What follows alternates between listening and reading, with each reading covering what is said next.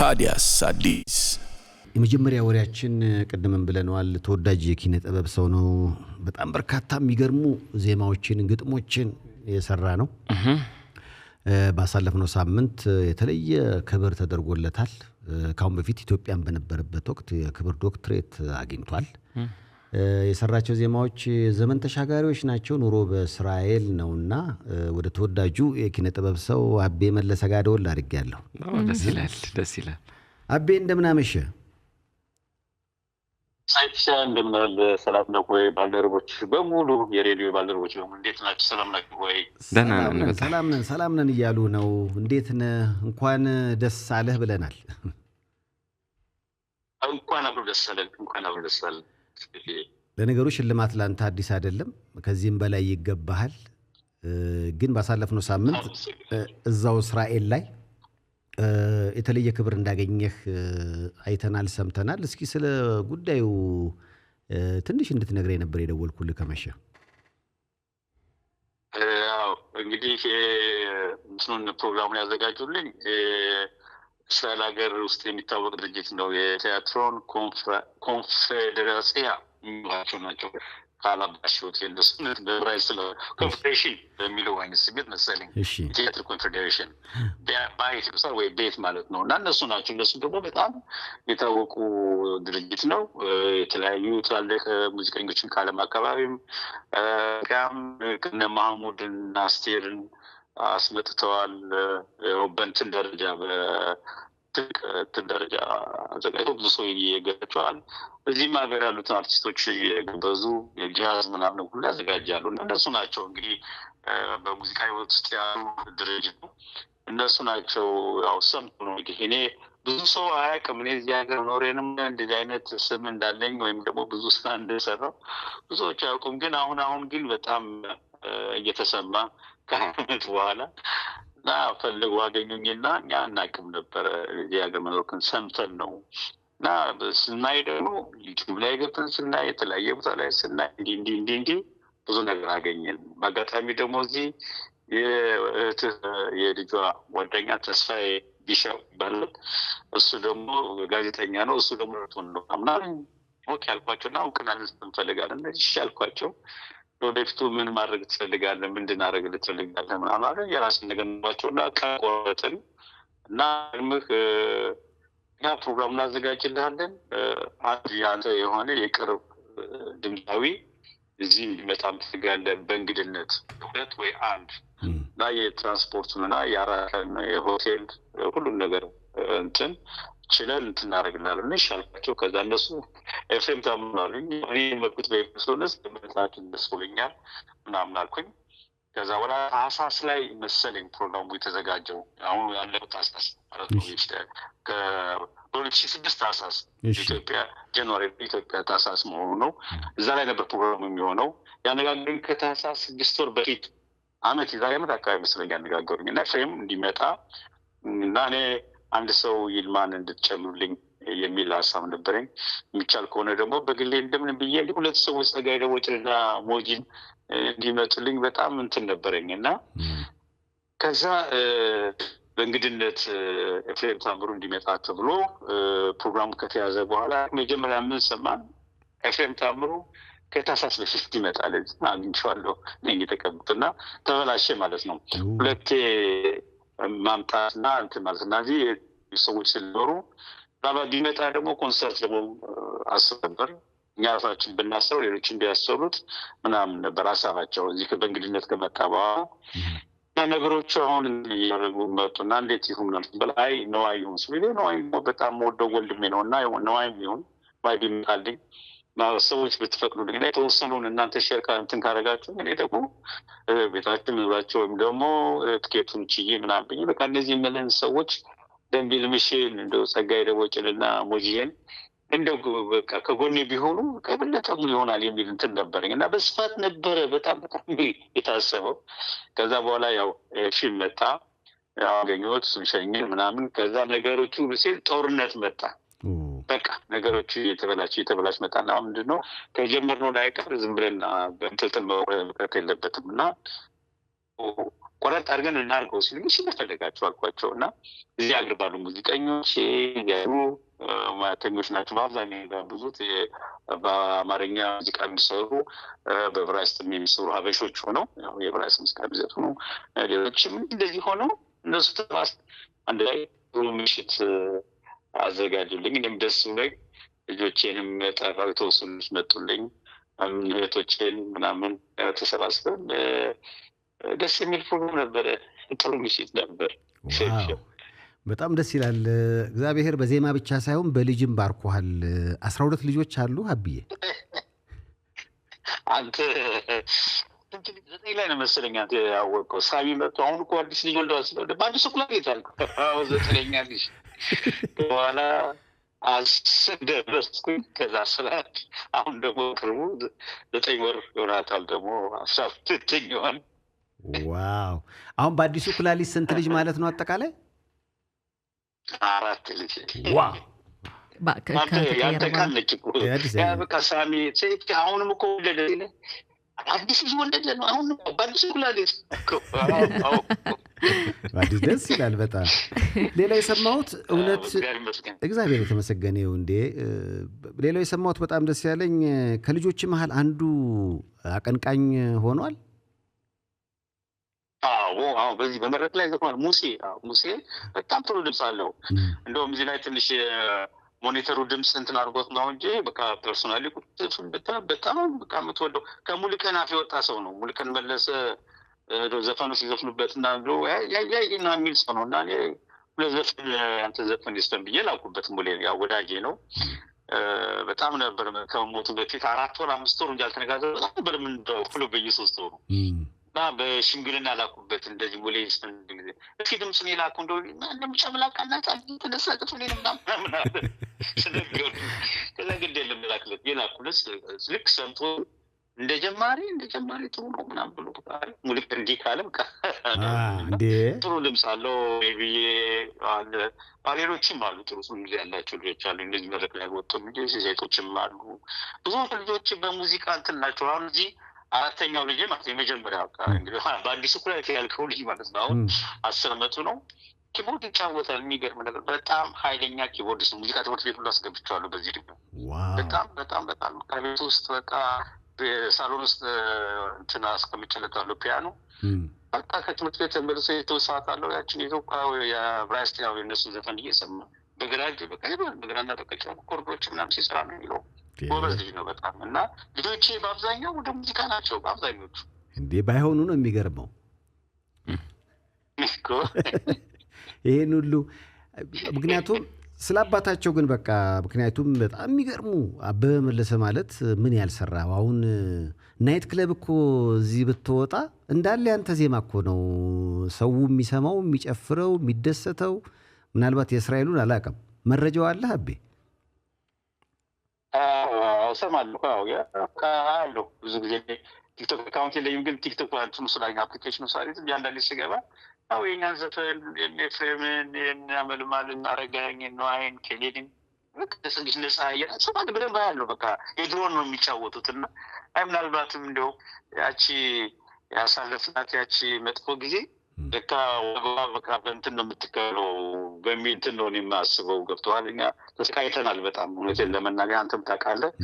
ቁጭ ብለን በሙሉ በጭንቀት እንደ ሰው ሳንለብስ እንደ ሰው ስናጌጥ እንደ ሰው ብዙ ነገር ሳያምረን እንሸራሽ ሳንል በዛ ዘመን ድራፍት ሁሉ ይጠጣ ነበር ያስታውሳለሁ። እንጠጣለን እንደዛ እንደ ሰው በቃ 4 ሰዓት ላይ አስታት ነበር በቃ በወረፋ የሚጠጣበት እንደዛ እንኳን እንደ ሰው ባንኩ ላይ ቆመን ውስጥ ምናምን የጠጣንበትን ጊዜ አላስታውስም። በቃ ብዙ ማስታወስ ላይ ስራ ላይ ነው እና የዛ ውጤት ይመስለኛልና እሰማለሁ።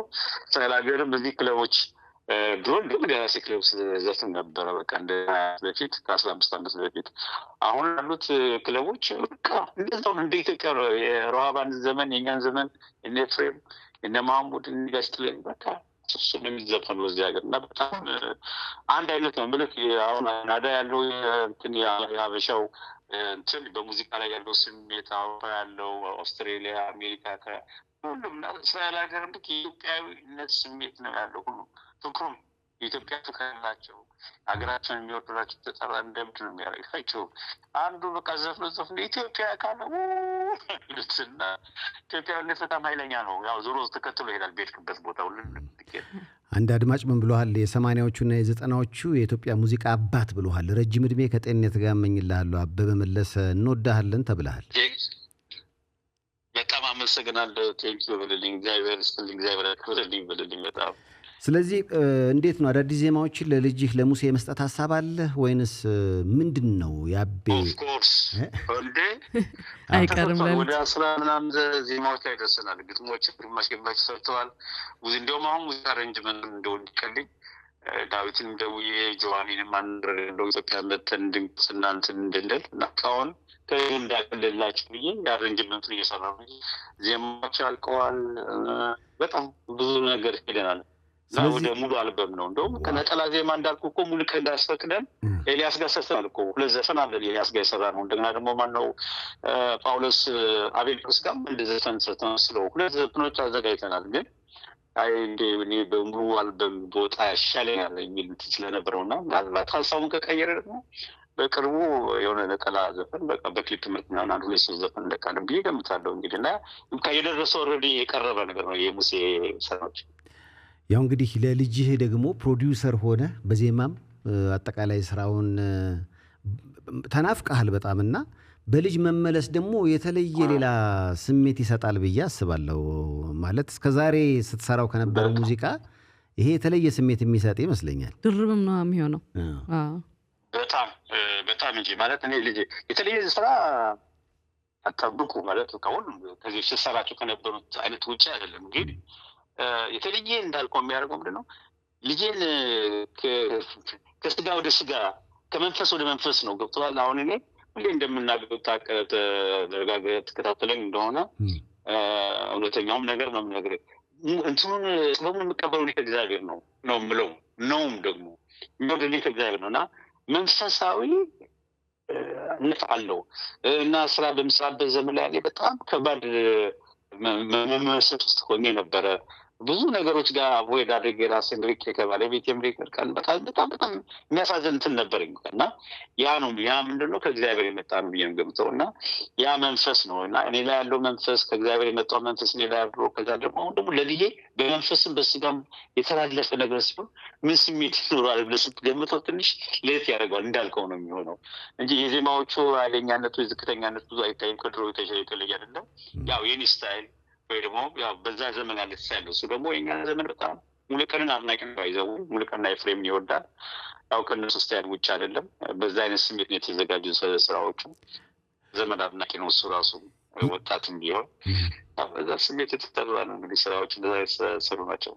ያኔ ዘፈኖችን ስትሰራ እርግጠኛ ነኝ ተሰርተው የተቀመጡ ወይም ደግሞ ተሰርተው የተተወው ዜማዎች ይኖራሉ ብዬ አስባለሁና ያለፈ ታሪክ እንደዚህ የመሰነድ ነገር አለ? እነሱን እንደገና የመስራት እቅድ ነገር አለ? በመለሰ ኦፍ ኮርስ አሉ። የኔ ችግር ምንድነው አንዱ ዘፈን ለአንዱ አልሰጥም። ከሆነም አንዱ ሁለት አሉ። እነሱም ደግሞ ከኔ ፈቃድ እና ከኔ እንትን ውጭ ነው የተሰሩት። እኔ ለነዋ የሰራሁት ዘፈን ጸጋዬ ሰጥቶታል። ያ ከፈቃድ ውጭ ነው። ከሌ እንደዚህ አይደለም። ሌላ ደግሞ ለሙሉቀን የተሰራ ኤፍሬም ዘፈን ያም ከኔ ፈቃድ ከኔ ፍላጎት ውጭ ነው እንጂ አሁን የአረጋኸኝ ዘፈኖች በብዙ የሚቆጠሩ እኔ ጋር አሉ። 100 በላይ ወይ ደግሞ 200 ምናልባት የኤፍሬምም እንደዛው ተሰርተው የተቀመጡ እኔ ጋር እና ዝም ብሎ ነው የሚቀመጡ እንጂ ለአንዱ ወቶ ለአንዱ አይሰጥም። አሁን ቤቢ ነው የምለው ሙሴን እና ቤቢ አሁን የከሌን ምናምን ብሎ በቃ ግን መጨረሻ ላይ እንደምንም ብሎ የማዲንጎን አንድ ሰው ዘፈን ወሰድና ማዲ ከሞተ በኋላ ግን ለማስታወሻ እንዲሆን ግን ሰራው ብዬ ከሞተ በኋላ ፈቀድኩለት። 3 ዘፈኖች ማዲ ጋር ድሬዳዋ አብረን እንሰራ ናቸው እና ይቀርባሉ ናሰራ ናቸው። እንግዲህ አንዴ 2000 የመጣው ጊዜ ታስታውስ እንደሆነ አንተም ጋር በጣም እንገናኝ ነበር። እና እኔና ማዲ ድሬዳዋ ሄደን ነበር ሀይልዬ ምናምን ተሰባስበን ያኔ እንደ ቁጭ ብለን ስንል የሰራኋቸው እንደ 5-6 ምናምን ነገር ብዬ እንትን ብዬ ነበር እና እዛ ላይ የሰማቸው በቃ ዘፈኖች ላይ ካልዘፈንኳቸው ብሎ ነበር አይሆንም ብዬዋለሁ እና አሁን ማዲዬ ከሞተ በኋላ ግን አንድ ስሎ ዘፈን ያን ስሎ ዘፈን ግን ይህን እፈቅድልሃለሁ አልኩት እና ወደ ጥያቄ ልመለስልህና ዘፈኖች ታያቸዋል ያልክ በጣም አሁን እነዚህ ምድን ዘፈኖች አረጋ 200 በላይ ዘፈኖች አሉ። እዛን ዘፈኖች አንዳንድ እየገባሁ በሙዚቃ እየቀረሱ ያው ቤት ውስጥ ስቱዲዮ ያለኝ ድምጻቸውን ከፍ አድርጋ በወቅቱ የነበረውን የኔን ኪቦርድ ትንሽ ዝቅ አድርግና አዲስ ቤዝ ላይን ኮርድ ምናምን ያስገባው ምናምን አሁን ለምሳሌ የቴዲ ታደሰን ባለፈውም ተናግሬያለሁ። ያኔ በ2000 የመጣ ጊዜ ተደዋወልና ተገናኘን። ሰምን ማነው ኢየሩሳሌም ሆቴል መጣና ፒክ አድርገን ከሚስቱ ጋር በቀጥታ የት ነው የሄድነው? ይልምሽ ጋር ነው የሄድነው። በቃ ሙድን ልፍጠር እንደ ድሮ ተባባልን። ቴዲ ታደሰ በቃ የሚገርም ነገር በቃ እንዴት ሰው እንዴት ትንሽ እንኳን አይለወጥም፣ እንዴት ሰው እንኳን ይሄን ዓመት አሜሪካን ሀገር ኖሮ ሲመጣ ባህሪው አነጋገሩ በቃ ትራስ ላይ ሲቀመጥ እኛ ጋር ቁጭ ስንል ሙድ ስንል ምናምን ነገር ሁለት ትራስ ዳርቦ ነው የሚቀጣው ወደ ላይ በቃ ለአንዱ እንኳን አልጦም እና ቁጭ ብለን በቃ ከቴዲ ኔሮች ኔድሮን እያወራማን በሉ እስኪ ትንሽ ልስራ ተባብለን የሆነ ዘፈን ሞከርን ማለት ነው። እና ስለ ቀለበት የሚል ዘፈን የጀመርነው ጨረስነው። ከዛ በኋላ ያው አልከምቸኝም እንደ ድሮ አልነበረም። እሱ ደግሞ ቢዚ ሆነ ከተለያየም በኋላ ነገ ስል አመለጠኝ እና አሁን እሱ ዘፈን እንደገና ሪያረንጅ እያደረኩ ነው። ሙዚቃውን አገናኝቼዋለሁ። የእሱን ድምፅ ለማስገባት እየሞከርኩ ነው። ጨምርኩ እንደዚህ ነው ማሳልፈው። በአብዛኛው በቃ የድሮ ዘፈኖች ላይ የቀሩ ዘፈኖችን እየፈለኩኝ ራሴ በሙዚቃ በስቱዲዮ ውስጥ እያቀረጽኩ እያስቀመጥኩ እያዘጋጀው ነው። ስራ አልፈታሁም። ቁጭ አልልም። ከዚህ ከሙዚቃ ጋር አልተፋታሁም። ልትርጌ ነው። በጣም ደስ ይላል። እንግዲህ ተወዳጁ የዜማ ሰው አበበ መለሰ ባሳለፍነው ሳምንት በእስራኤል ሀገር ልዩ ዕውቅና ሽልማት ተሰጠው። የታዲያስ አዲስም እንግዳ ሆነ። በቅርቡ ልጁ ሙሴ በአዲስ አልበም እየመጣ ነው የሚለውንም መረጃ ነገረን። አብዬ እንግዲህ ረጅም ዕድሜ ከጤንነት ጋር እንመኝልሃለን። እኔም በጣም አመሰግናለሁ። በዚሁ አጋጣሚ ተስፋዬ ቢሻውንና ኤፊ አላልኩም፣ ኤፊ የሚባል ነው ፈረንጅ ነው እዚህ ጋር፣ እሱን ማመስገን ፈልጋለሁ። ከዚህ በፊትም እንደዚሁ ከቤንያሚን ኔታንያሁ እጅ እንደዚሁ ሙቅና ተሰጥቶኛል ቢሮቸው ድረስ ሄጄ። እሱንም ደግሞ ጋዲ ባርከን ታውቀዋለህ፣ እሱ ነው ለዚህ እንትን ያበቃኝ እና እሱንም አመሰግናለሁ። በተረፈ ሴት አንተንም ባልደረቦችንም መላው ኢትዮጵያውያኖች ደግሞ እጅ ነስቻለሁ። ሰላም ላለው እግዚአብሔር ኢትዮጵያ ይጠብቅ፣ ነገራችን ሰላም ያድርግልን። አሜን አሜን። ለስንብት እንደው የዘፈን ባህር ነው መምረጥ ይከብዳል። እኔ ግን ዝም ብዬ ስገምት ወይ ኤፍሬምን የምትል ይመስለኛል። አንድ ዘፈን ምረጥ ብትባል ከስራዎች ማለት ኦፍኮርስ በቃ አካሌ የእናቴ ማስታወሻ ዘፈን ነው። አካሌን ትልቅልኛለህ። ይህን እንግዲህ በጣም ተወዳጅ ስራውን የኤፍሬም ታምሩን የራሱን ዜማ እንግዲህ አቤ መርጧል። ሰላም ያሳድረን። እንዲሁ እንደዋወላለን። ባባይ ቻው አብዬ። ያው እንግዲህ ተወዳጁ የዜማ ሰው አበበ መለሰ ጋር ደወል አደረግን። ባሳለፍነው ሳምንት ሽልማት አግኝቷል። ያው ሽልማት ከኔታንያሁ እጅም ካሁን በፊት እዚህም ደግሞ የክብር ዶክትሬት 20 ዓመት ቁጭ ብሎ በቱታ እያማጠ ነው የሰራውና ከዛ በኋላ መጨረሻ ላይ ያ ወደ ኩላሊት ህመምም ጉዳዩ እንግዲህ ያው ስለማትንቀሳቀሽ በብዙ ነገሮች በኋላ ላይ እንግዲህ ከአድናቂው ኩላሊት ተበርክቶለት ሳሚ ከዛ በኋላ በአዲሱ ኩላሊት አዳዲስ ዜማዎችና አዳዲስ 4 ልጆችን በጣም አስደሳች ነው። በጣም አስደሳች እና ውጤታማ ከበፊት እንግዶች የሆነው ነበር ሳሚም እሱምና ደስ የሚለው ነበር የሰጠው ኩላሊት የሰጠው። አቤ ደግሞ ጨዋታ ያውቃል። አቤ ጨዋታ ያውቃል። ቅድም እንዳያችሁት ነው። አሁን ደግሞ ሙሴ እየመጣ ነው አለ። የአቤ ልጅ ደግሞ አይገርምም? ግን አሁን የአቤን ልጅ ለመስማት እኔ በጣም ነው የምጓጓው። ምን አይነት ሙዚቃዎች ይሆን? ምክንያቱም የኔ ኤፍሬምን ሙዚቃ ተንትኖ የሰራው አቤ ልጁ ደግሞ ሲሆን አላዳላም ማለት ነው። አላዳላም ብሏል። አዎ ግን አያዳላም። ተው አቤ ያዳላም። ግን ጋሽ ሙሉቀን መለሰ በህይወት ዘመኑ ዘፈኑን ስለፈለኩ ያው እሱ የሰራው ማለት ነው ለሙሉቀን የሰጠውን ደውዬ ለልጄ ልሰጠው ነው እስኪ ድምጹን ላክልኝ። ያው ማንም ሰው እንዲያበላሽ አይፈቅድምና ልክለት እንግዲህ አንደ ጀማሪ በጣም አሪፍ ነው። እንዲህ አይነት ነገር ከጋሽ ሙሉቀን አንደበት አይወጣም።